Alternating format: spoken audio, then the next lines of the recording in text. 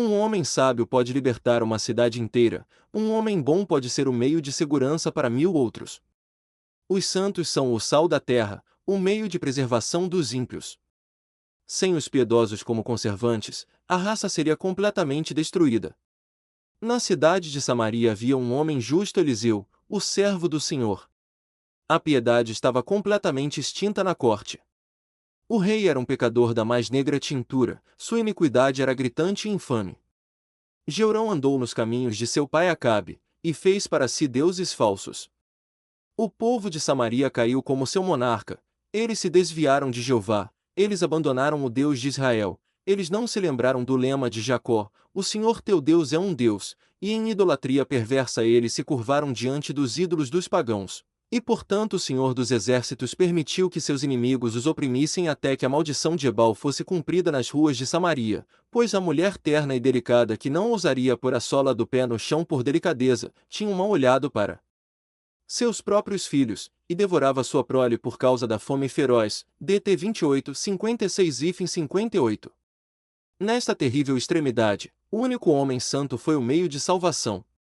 O único grão de sal preservou a cidade inteira, o único guerreiro de Deus foi o meio de libertação de toda a multidão sitiada.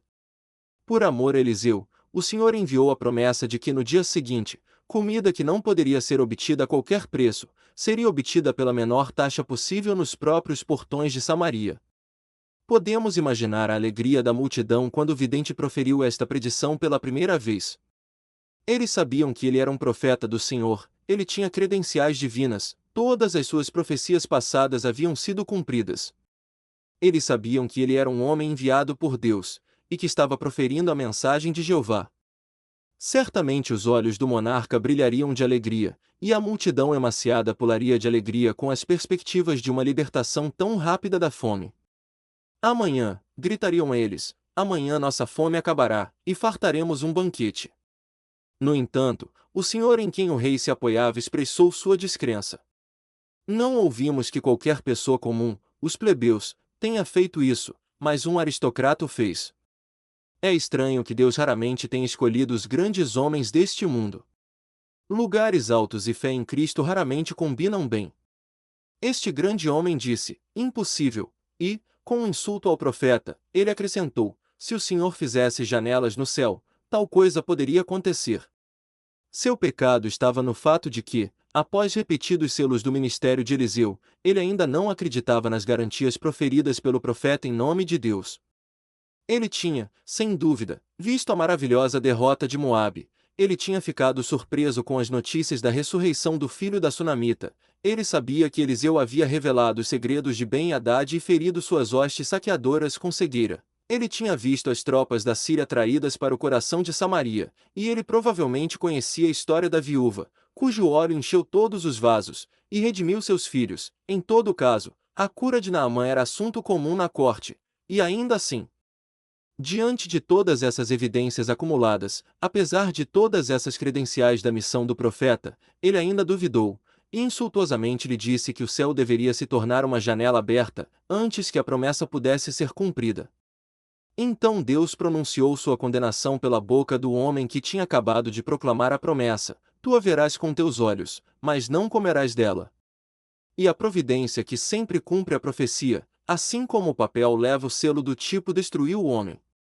Pisado nas ruas de Samaria, ele pereceu em seus portões, contemplando a fartura, mas não provando dela. Talvez sua postura fosse altiva e insultuosa para o povo, ou ele tentou conter sua pressa ansiosa, ou, como diríamos, pode ter sido por mero acidente que ele foi esmagado até a morte, de modo que ele viu a profecia cumprida, mas nunca viveu para desfrutá-la. No caso dele, ver era crer, mas não era desfrutar. Esta manhã, chamarei sua atenção para duas coisas, o pecado do homem e sua punição. Talvez eu fale pouco sobre este homem, já que detalhei as circunstâncias, mas discorrerei sobre o pecado da incredulidade e sua punição.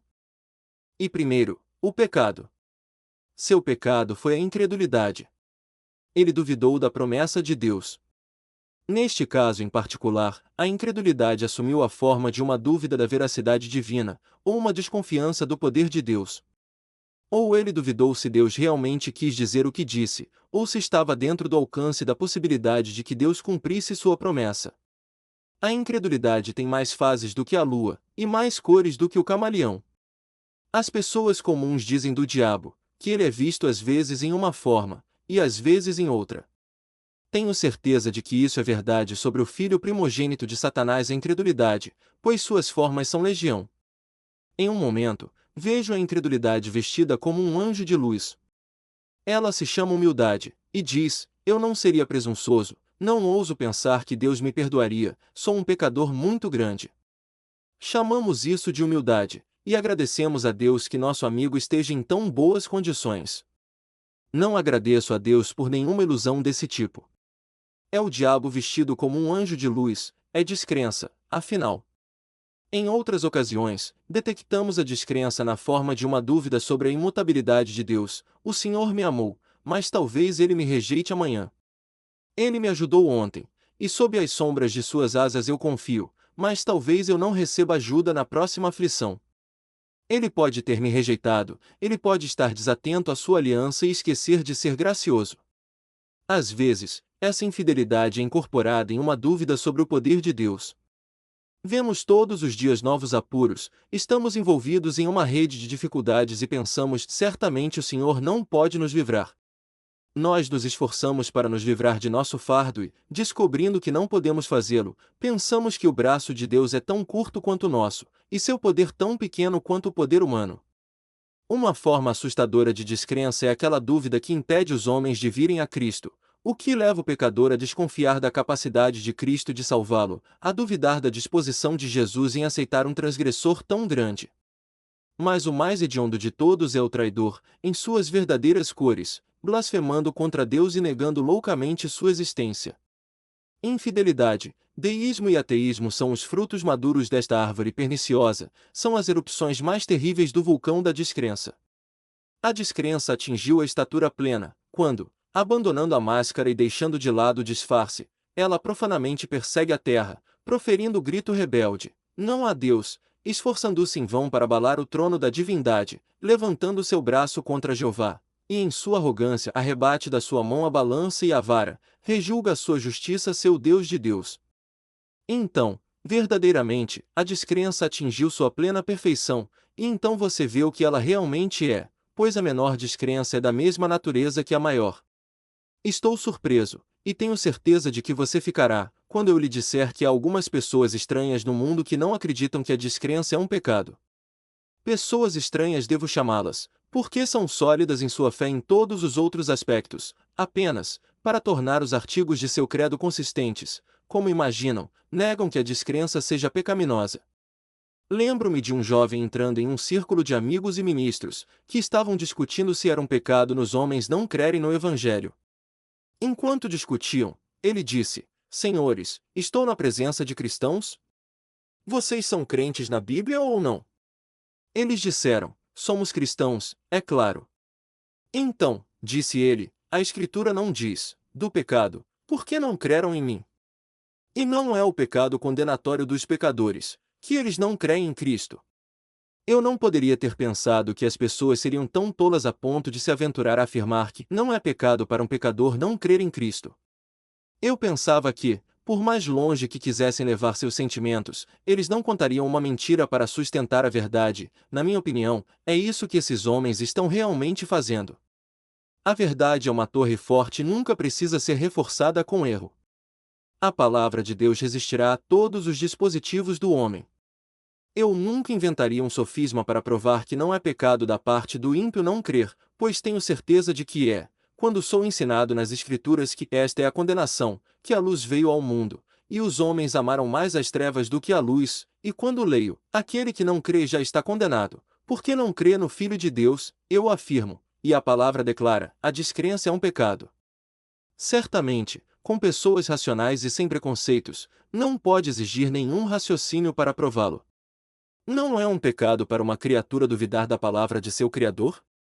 Não é um crime e um insulto à divindade, para mim, um átomo, uma partícula de pó, ousar negar suas palavras? Não é o ápice da arrogância e o extremo do orgulho para um filho de Adão dizer, mesmo em seu coração: Deus, eu duvido de tua graça, Deus, eu duvido de teu amor, Deus, eu duvido de teu poder. Ó senhores, acreditem em mim, vocês pudessem juntar todos os pecados em uma massa, vocês pudessem pegar assassinato, blasfêmia, luxúria, adultério, fornicação e tudo que é vil e uni-los todos em um vasto globo de corrupção negra, eles não se igualariam nem mesmo ao pecado da descrença.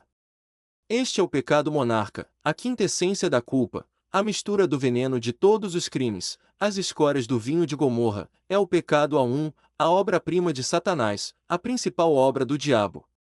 Tentarei esta manhã, por um breve momento, mostrar a natureza extremamente maligna do pecado da descrença. E primeiro o pecado da incredulidade parecerá extremamente hediondo quando nos lembrarmos de que ele é o pai de todas as outras iniquidades. Não há crime que a incredulidade não gere.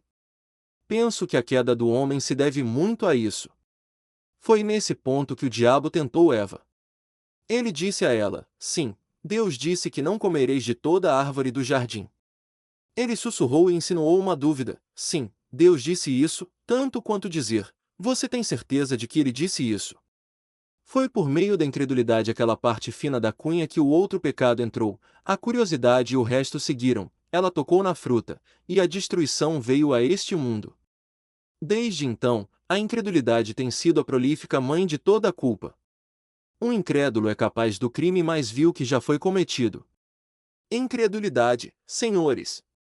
Por que endureceu o coração do faraó deu licença à língua de blasfemar contra Rabsaque assim, tornou-se um deicídio e assassinou Jesus. Incredulidade. Afiou a faca do suicida. Misturou muitas taças de veneno, levou milhares ao cabresto, e muitos a uma sepultura vergonhosa, que se assassinaram e correram com mãos ensanguentadas diante do tribunal de seu Criador, por causa da incredulidade.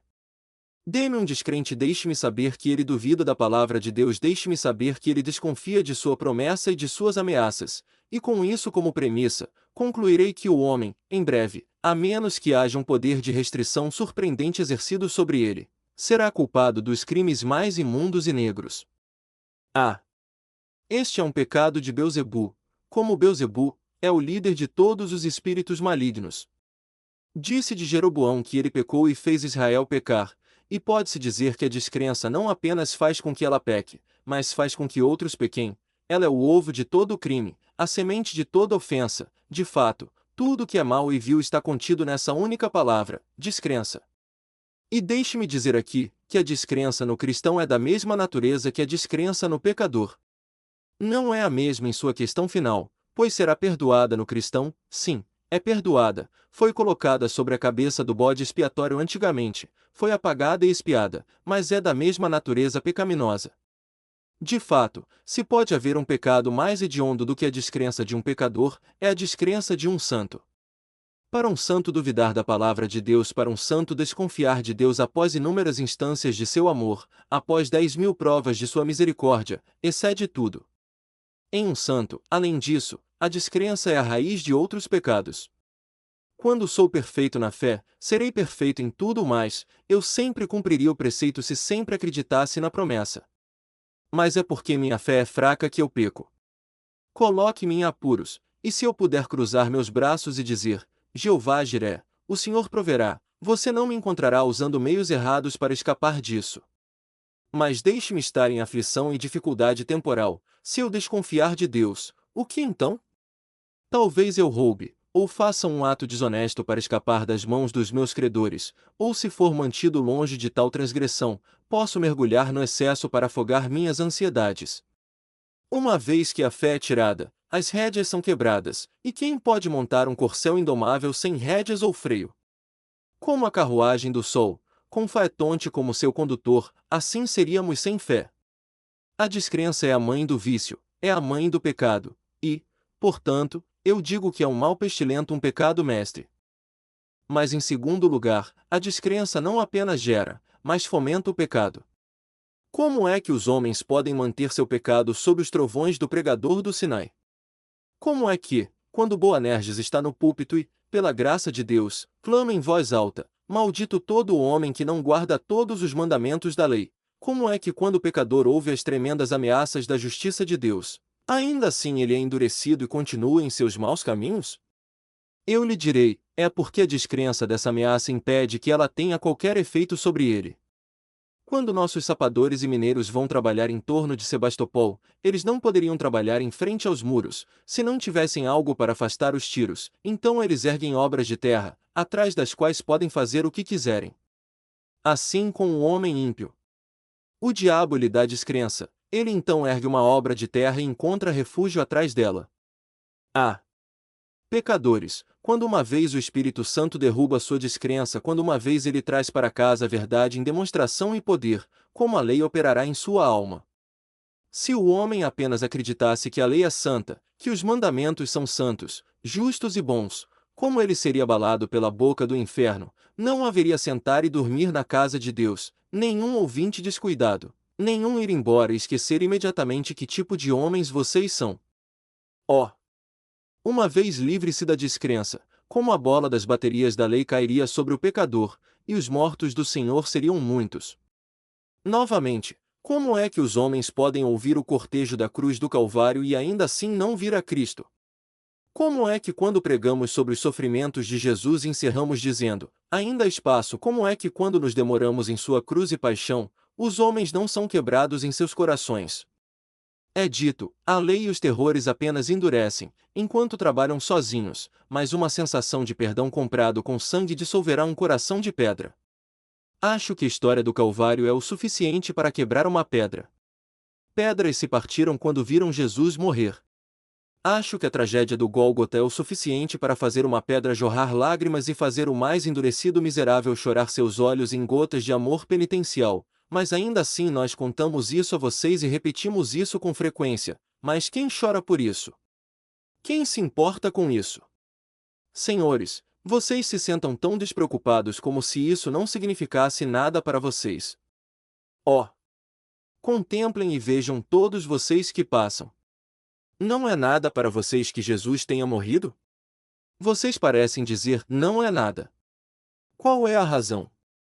Porque há descrença entre vocês e a cruz.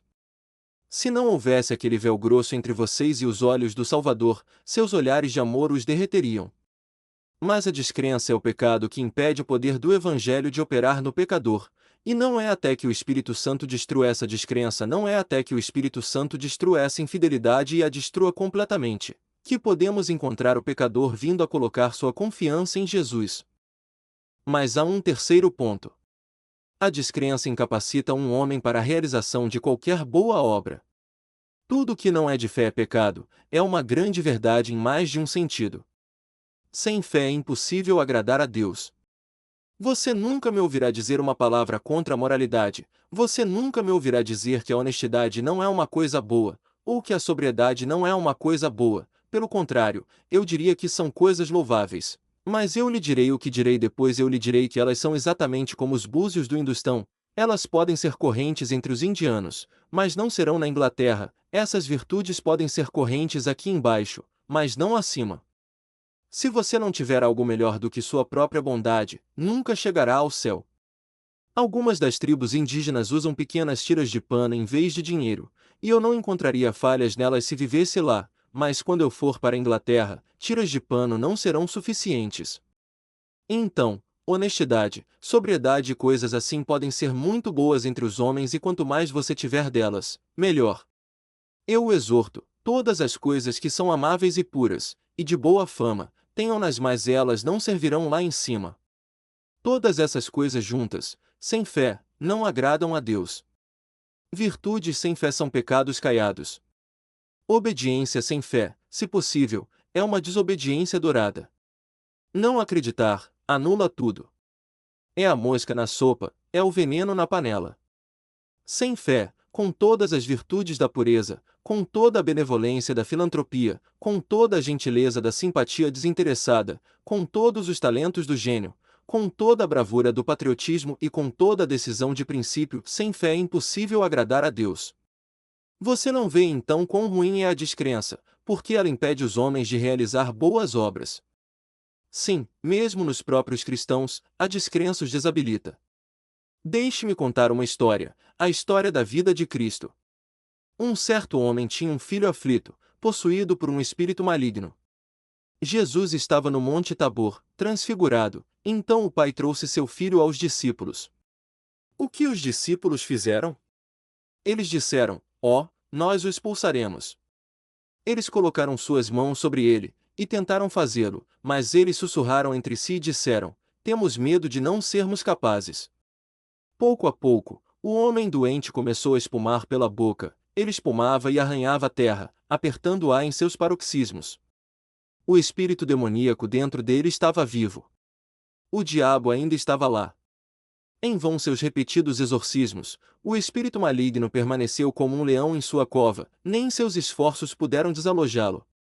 Vá, disseram eles, mas ele não foi.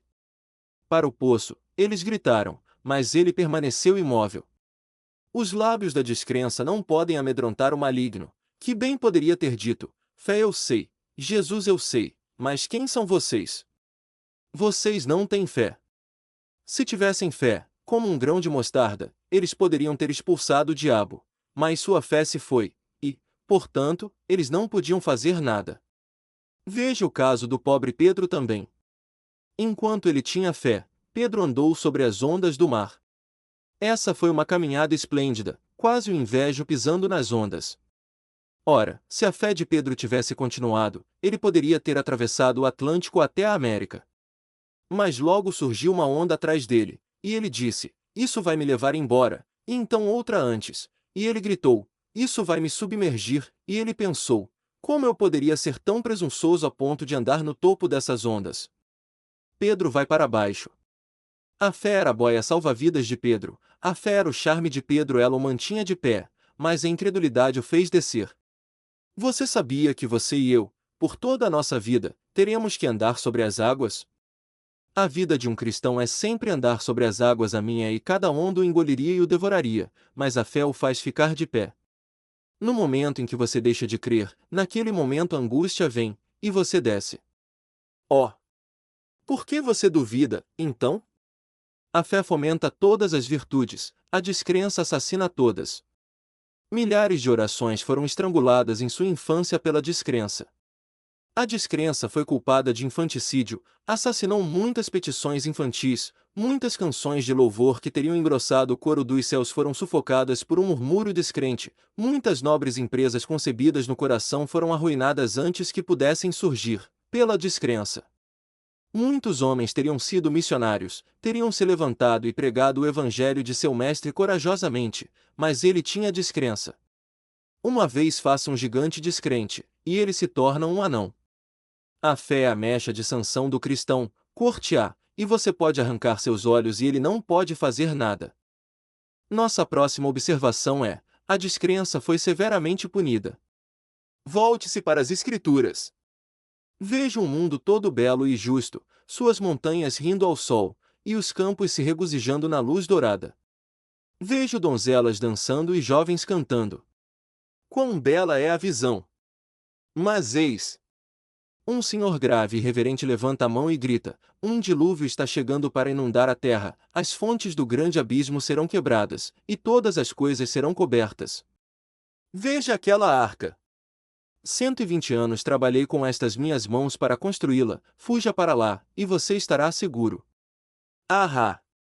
Velho, fora com suas previsões vazias. Ahá! Sejamos felizes enquanto podemos.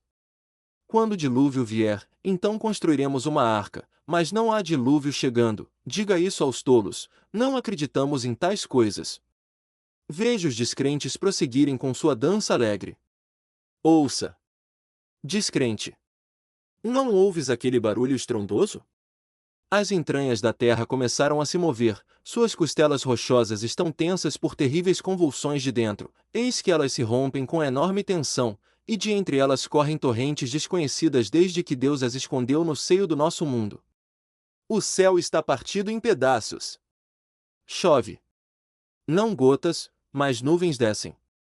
Uma catarata, como a do velho Niágara, rola do céu com um barulho poderoso. Ambos os firmamentos, ambas as profundezas abaixo e acima apertam suas mãos. Agora, descrentes, onde vocês estão agora? Aí está seu último remanescente. Um homem sua esposa segurando pela cintura está no último cume que está acima da água. Vê-lo lá? A água está até seus lombos agora mesmo. Ouça seu último grito. Ele está flutuando, ele se afogou. E quando Noé olha da arca, ele não vê nada. Nada. É um vazio profundo. Monstros marinhos criam e estão estáveis nos palácios dos reis. Tudo está derrubado, coberto, afogado. O que fez isso? O que trouxe o dilúvio sobre a terra? Incredulidade. Pela fé Noé escapou do dilúvio. Pela incredulidade o resto foi afogado. E, ó, você não sabe que a incredulidade manteve Moisés e Arão fora de Canaã? Eles não honraram a Deus, eles bateram na rocha quando deveriam ter falado com ela. Eles descreram, e, portanto, o castigo veio sobre eles, para que não herdassem aquela boa terra, pela qual eles tinham trabalhado e trabalhado arduamente. Deixe-me levá-lo onde Moisés e Arão habitaram para o vasto e uivante deserto. Andaremos por ele por um tempo, filhos do pé cansado, nos tornaremos como os beduínos errantes, pisaremos no deserto por um tempo. Ali jaz uma carcaça branqueada ao sol, ali outra, e ali outra. O que significam esses ossos branqueados? O que são esses corpos, ali um homem, e ali uma mulher? O que são todos esses? Como esses cadáveres chegaram aqui?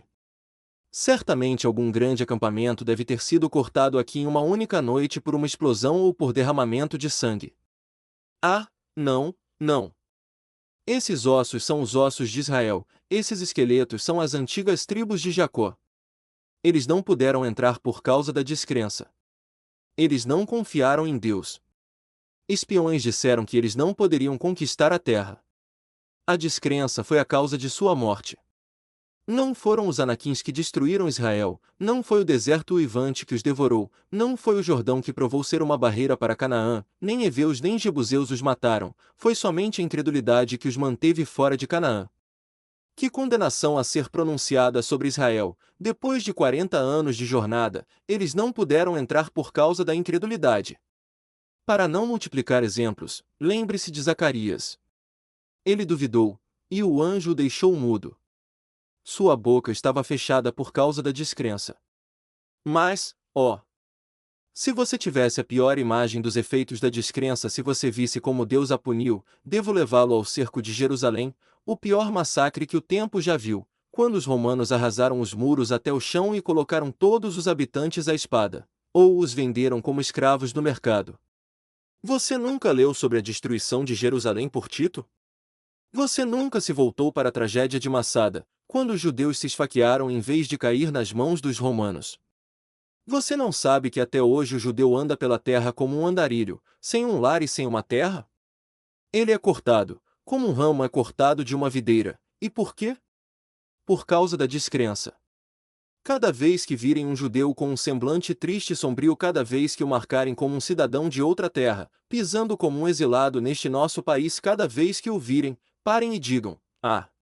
Foi a descrença que os levou a assassinar Cristo, e agora os levou a ser um andarilho, e somente a fé no Nazareno crucificado pode levá-los de volta ao seu país e restaurá-lo à sua antiga grandeza. A descrença, vejam, tem a marca de Caim na testa. Deus a odeia, Deus deu duros golpes nela, e Deus acabará por esmagá-la. A descrença desonra a Deus. Todo outro crime toca o território de Deus, mas a descrença mira um golpe em sua divindade, contesta sua veracidade, nega sua bondade, blasfema seus atributos, difama seu caráter. Portanto, Deus de todas as coisas odeia primeiro e principalmente a descrença, onde quer que esteja. E agora, para encerrar este ponto, pois já me estendi por muito tempo, deixe-me observar que você observará a natureza hedionda da descrença nisto que é o pecado condenatório. Há um pecado pelo qual Cristo nunca morreu, é o pecado contra o Espírito Santo. Há um outro pecado pelo qual Cristo nunca fez expiação. Mencione cada crime no calendário do mal, e eu lhe mostrarei pessoas que encontraram perdão para ele. Mas pergunte-me se o homem que morreu na descrença pode ser salvo, e eu respondo que não há expiação para esse homem. Há uma expiação feita para a descrença de um cristão, porque é temporária, mas a descrença final, a descrença com a qual os homens morrem, nunca foi expiada. Você pode virar este livro inteiro, e descobrirá que não há expiação para o homem que morreu na descrença, não há misericórdia para ele. Se ele fosse culpado de todos os outros pecados, se tivesse apenas crido, ele teria sido perdoado, mas esta é a exceção condenatória: ele não tinha fé. Demônios o agarram. Ó demônios do abismo, arrastem-no para baixo, para a sua condenação. Ele é infiel e descrente, e tais são os inquilinos para quem o inferno foi construído. É a porção deles, a prisão deles, eles são os principais prisioneiros, os grilhões são marcados com seus nomes, e para sempre eles saberão que, aquele que não crer será condenado. Isso nos leva agora a concluir com a punição. Tu o verás com os teus olhos, mas não comerás dele. Ouçam, incrédulos. Vocês ouviram esta manhã o seu pecado, agora ouçam a sua condenação. Vós o verão com os vossos olhos, mas não comerão dele. É tão frequente com os próprios santos de Deus. Quando são incrédulos, eles veem a misericórdia com os seus olhos, mas não a comem. Agora, aqui está o milho nesta terra do Egito, mas há alguns santos de Deus que vêm aqui no sábado e dizem: não sei se o Senhor estará comigo ou não. Alguns deles dizem: bem, o evangelho é pregado, mas não sei se será bem-sucedido. Eles estão sempre duvidando e temendo. Ouça-os quando saem da capela. Bem, você fez uma boa refeição esta manhã. Nada para mim. Claro que não. Vocês podiam ver com os seus olhos, mas não comeram, porque não tinham fé. Se tivessem vindo com fé, teriam comido um bocado. Eu encontrei cristãos que se tornaram tão críticos que, se toda a porção de carne que eles devem ter, na época devida, não for cortada exatamente em pedaços quadrados e colocada em algum prato de porcelana escolhido, eles não podem comê-la. Então eles devem ficar sem, e eles terão que ficar sem, até que sejam levados aos seus apetites. Eles terão alguma aflição, que agirá como quinino sobre eles. Eles serão obrigados a comer por meio de amargos em suas bocas, eles serão colocados na prisão por um dia ou dois até que seu apetite retorne, e então eles ficarão felizes em comer a comida mais comum, do prato mais comum, ou de nenhum prato. Mas a verdadeira razão pela qual o povo de Deus não se alimenta sob o ministério do Evangelho é porque eles não têm fé. Se você acreditasse, se você ouvisse apenas uma promessa, isso seria o suficiente. Se você ouvisse apenas uma coisa boa do púlpito aqui, seria alimento para sua alma, pois não é a quantidade que ouvimos, mas a quantidade em que cremos, que nos faz bem aquilo que recebemos em nossos corações com fé verdadeira e viva, que é o nosso lucro. Mas, deixe-me aplicar isso principalmente aos não convertidos. Eles frequentemente veem grandes obras de Deus feitas com seus olhos, mas não comem delas. Uma multidão de pessoas veio aqui esta manhã para ver com seus olhos, mas duvido que todos comam. Os homens não podem comer com seus olhos, pois se pudessem, a maioria estaria bem alimentada. E, espiritualmente, as pessoas não podem se alimentar simplesmente com seus ouvidos, nem simplesmente olhando para o pregador, e assim encontramos a maioria de nossas congregações que vêm apenas para ver: ah, vamos ouvir o que esse tagarela diria, essa cana sacudida pelo vento. Mas eles não têm fé, eles veem, e veem, e veem, e veem, e nunca comem. Há alguém na frente ali, que se converte, e alguém lá embaixo, que é chamado pela graça soberana. Algum pobre pecador está chorando sob o senso de sua culpa de sangue, outro está clamando por misericórdia a Deus, e outro está dizendo: tenha misericórdia de mim, um pecador. Uma grande obra está acontecendo nesta capela, mas alguns de vocês não sabem nada sobre ela. Vocês não têm nenhuma obra acontecendo em seus corações. E por quê? Por que vocês acham que é impossível? Vocês acham que Deus não está trabalhando? Ele não prometeu trabalhar para vocês que não o honram. A descrença faz vocês se sentarem aqui em tempos de reavivamento e do derramamento da graça de Deus, impassíveis, não chamados, não salvos. Mas, senhores, o pior cumprimento desta condenação está por vir. O bom Vitefielde costumava às vezes levantar ambas as mãos e gritar: como eu gostaria de poder gritar, mas minha voz me falha. A ira que virá! A ira que virá! Não é a ira que agora vocês têm que temer, mas a ira que virá, e haverá uma condenação que virá, quando vocês a verão com seus olhos, mas não comerão dela. Parece-me que vejo o último grande dia. A última hora do tempo sou. Ouvi o sino soar seu toque de finados, o tempo foi, a eternidade é inaugurada, o mar está fervendo, as ondas estão iluminadas com esplendor sobrenatural. Vejo um arco-íris, uma nuvem voadora, e sobre ela um trono, e naquele trono está sentado alguém semelhante ao Filho do Homem. Eu o conheço. Em sua mão ele segura uma balança, bem diante dele os livros, o livro da vida, o livro da morte, o livro da lembrança. Vejo seu esplendor e me alegro com isso. Contemplo sua aparência pomposa e sorrio de alegria por ele ter vindo para ser admirado por todos os seus santos. Mas ali está uma multidão de miseráveis, agachados em horror para se esconderem, e ainda assim olhando, pois seus olhos devem olhar para aquele a quem eles traspassaram, mas quando olham, clamam: escondam-me do rosto. Que rosto? Rochas, escondam-me do rosto. Que rosto? O rosto de Jesus, o homem que morreu, mas agora chegou a julgamento. Mas vocês não podem se esconder de seu rosto, vocês devem vê-lo com seus olhos, mas vocês não se sentarão à direita, vestidos com vestes de grandeza, e quando a procissão triunfal de Jesus nas nuvens vier, vocês não marcharão nela, vocês o verão, mas vocês não estarão lá. Ó! Acho que o vejo agora, o poderoso Salvador em sua carruagem, cavalgando no arco-íris para o céu. Veja como seus poderosos corcéis fazem o céu chacoalhar enquanto ele os conduz colina acima do céu. Um trem cingido de branco segue atrás dele, e nas rodas de sua carruagem ele arrasta o diabo, a morte e o inferno. Ouça como eles batem palmas. Ouça como eles gritam. Tu ascendeste ao alto, tu levaste o cativeiro cativo. Ouça como eles cantam a canção solene: Aleluia, o Senhor Deus onipotente reina.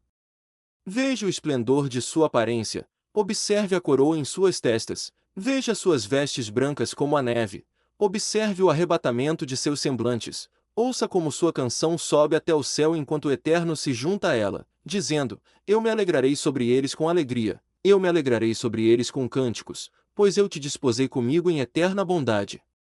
Mas onde você está o tempo todo? Você pode vê-los lá em cima, mas onde você está? Olhando para ele com seus olhos, mas você não pode comer dele. O banquete de casamento está servido, os bons e velhos vinhos da eternidade são apresentados, eles se sentam para o banquete do rei, mas aí está você, miserável e faminto, e não pode comer dele. Ó! Como você torce as mãos. Poderíeis ter apenas um bocado da mesa, poderíeis ser cães debaixo da mesa. Sereis um cão no inferno, mas não um cão no céu. Mas para concluir, parece-me que te vejo em algum lugar no inferno, amarrado a uma rocha, o abutre do remorso roendo teu coração, e lá em cima está Lázaro no seio de Abraão. Você levanta os olhos e vê quem é. Esse é o pobre homem que jazia no meu monturo, e os cães lambiam suas feridas, lá está ele no céu, enquanto eu estou jogado para baixo. Lázaro, sim, é Lázaro, e eu que era rico no mundo do tempo estou aqui no inferno. Pai Abraão, manda Lázaro, para que ele molhe a ponta do dedo na água, para refrescar minha língua. Mas não! Não pode ser, não pode ser. E enquanto você estiver lá, se houver uma coisa no inferno pior do que outra, será ver os santos no céu. Ó, pensar em ver minha mãe no céu enquanto eu estou jogado para fora. Ó, pecador, pense apenas em ver seu irmão no céu, aquele que foi embalado no mesmo berço e brincado sob o mesmo teto, mas você é expulso. E, marido, lá está sua esposa no céu, e você está entre os condenados. E vê, pai, seu filho está diante do trono, e você, amaldiçoado por Deus e amaldiçoado pelo homem, está no inferno. Ó, o inferno dos infernos será ver nossos amigos no céu, e nós mesmos perdidos.